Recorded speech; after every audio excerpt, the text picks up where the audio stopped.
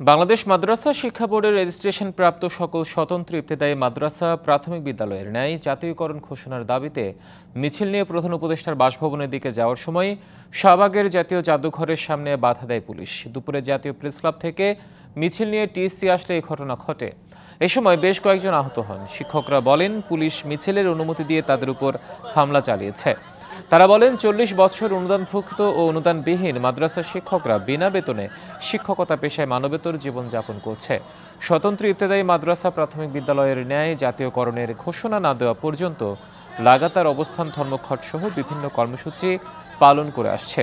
তাদের এই শান্তিপূর্ণ পদযাত্রায় পুলিশি হামলার প্রতিবাদ জানান তারা। পুলিশ বলছে, মিছিল নিয়ে ব্যারিকেড ভেঙে শাহবাগ মোড়ের দিকে যাওয়ার চেষ্টা করলে তাদের বাধা দেওয়া হয়। তবে তারা যে লাঠিচার্জের অভিযোগ করছে তা ভিত্তিহীন।